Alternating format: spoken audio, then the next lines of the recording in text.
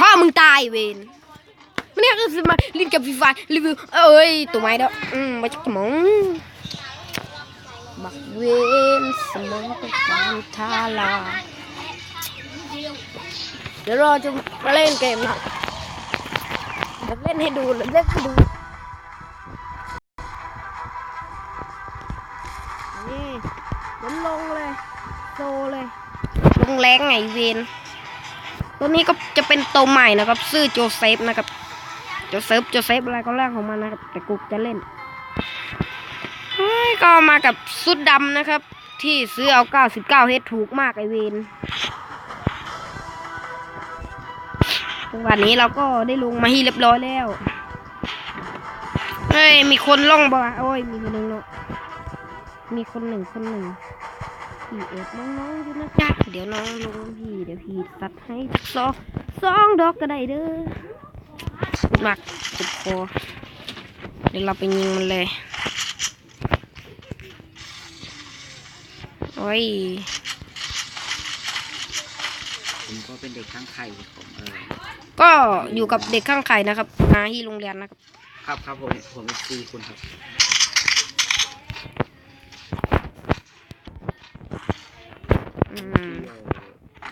ดูอะไรดูอะไร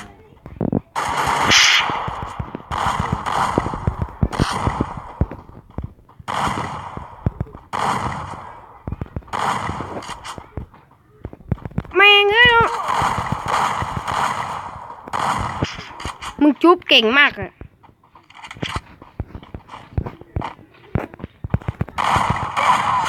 โอ้กว่ากูจะยิงได้เนาะบักเวนสมองเลย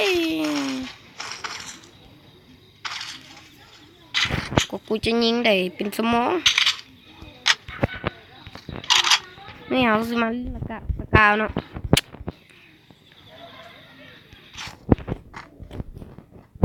ลง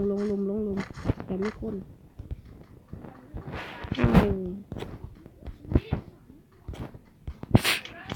ฟาร์มก่อน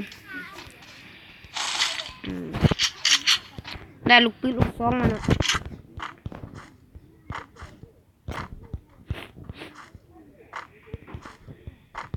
นี่นั่นนี่ขึ้นหิมก่อน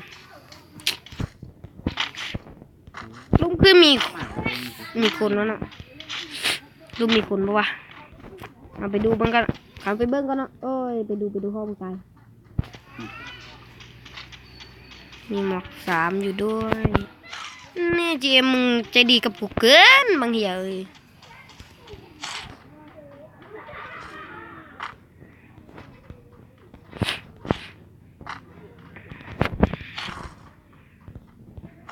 อัดคลิปเนาะหักสุดเนาะหักสุดบ่ได้มาหักทีหลังหักสดเลยเนี่ยโอ้ยสโคปอีกว่ะเอาปืนไหนดีวะสก้ากับสก้าดีกว่าเนาะ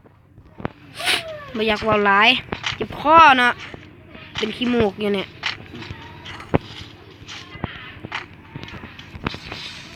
โอ้เคลลี่ใส่กับโจเซฟไม่ยังฮะนะวิ่งไวชิบหายวิ่งช้าไหมวิ่งช้ามากเลยคนกระบุให้กูเห็นเลยกูเกยบัดนี้สมาร์ทบ่มีบ่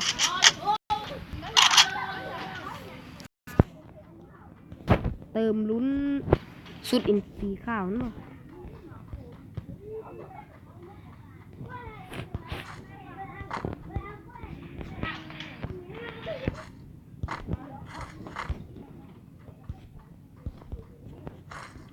มันไรกันวะ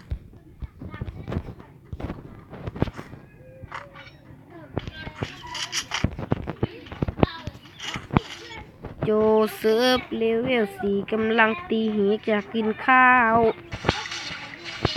โอ้โหน้องเล่นเสียงดังมากนะครับหวานเกมครับโอ้โหเกินชนะสื่อนะครับปืนกูอะไม่ตกปืนไม่ข่มอ่ะ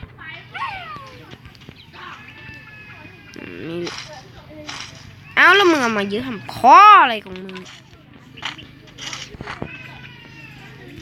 ระเบิดบ่โมเมนต์อ่ะแม่นเฮาก็สิเอาเลยเฮาก็สิตั้งเนาะนี่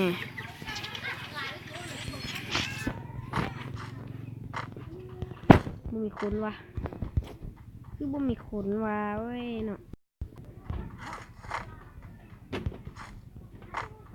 แล้วนี่ก็1 โมงเนาะ1 โมงเด้อทุกคน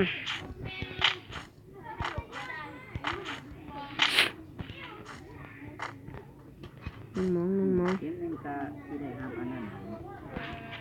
บักเวนเอ้ยบอยบ่เฮ้ยบักเวนเลย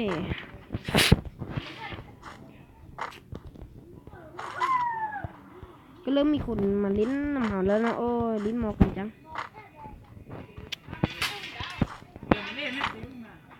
ฮักสุดนะฮักสุดเฮียนมูฮาวานะมูฮาวานะ ฮัลโหลไม่หยังกระดอกกระเดียให้หนังการอยู่คลิปนี้ เอาไอ้ดอกเนื้อ ฮัลโหลจีหมัง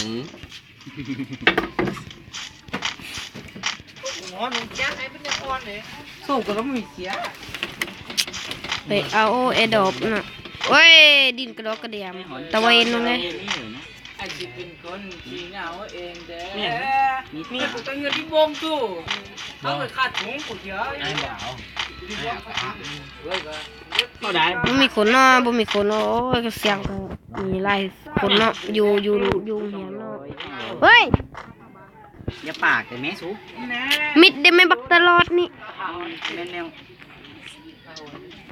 กูอัดคลิปเนี่ยบักนั่นไงเจอแล้ว1 คนเดี๋ยวกูเอ้ยอย่าดิ้นเลยสับไปกระตุกเนาะโอ้ยแม่งเอ้ยได้แล้ว ไปน้ำข้นบ่ ไปเอาไอ้ดอกก่อนเนาะแกมีเกาะสีเนี่ยไงเกาะสีจริงๆก็กูไม่เล่นสไนเวนกูบลินเนาะสไนกูบลิน มาลิ้นจะไหนมาเบิดกันเนี่ย กูเจอแล้ว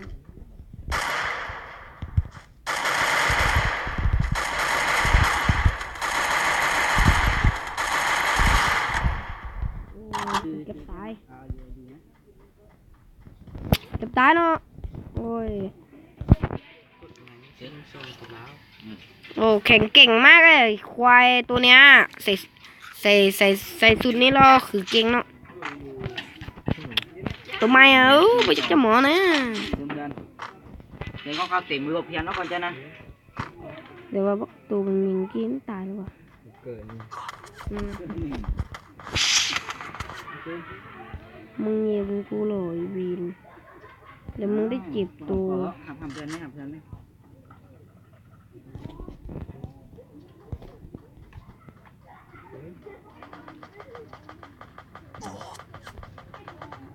โอ้ยยิงฮาลูอ่ะ เดินมาจ้ะนะ มึงโกงเกิน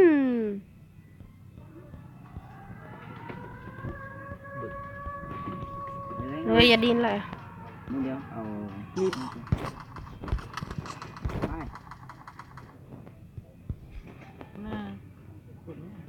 ก็กูไก่แตกแล้วพดแม่งเลยมึง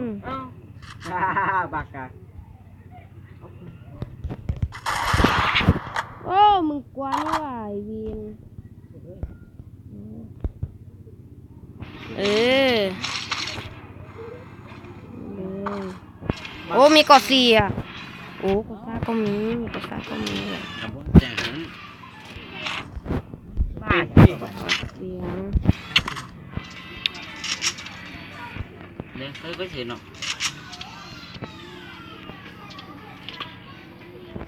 นี่มันเป็นไหนของมึงเล่นก็ซาบัวนั่นไงกลัวแล้วมึงตายไอ้ควายโอ้โดนระเบิดใครก็ไม่รู้นะครับบางคนตายเสยเอ้า เอาเสียงมาเข้ามา กุ้งสายฮิตไอ้ควายโอ้ย ยเกินไป เห็นไหมครับโอเคไหม โอ้เกินไปบางที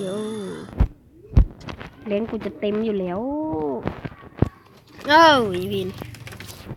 ไปเบิ่งสุดกันนะเอ้ยไว้จะหมูนะคลิปมันสั้นไปเด็ก เด็กลิ้นกากเลยแต่เนี่ยมันเป็นอาร์ตหรอกเกิด สุดเนาะโอ้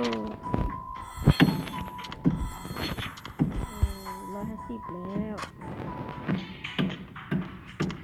โอ้กล้องไม่ตอนทีเลย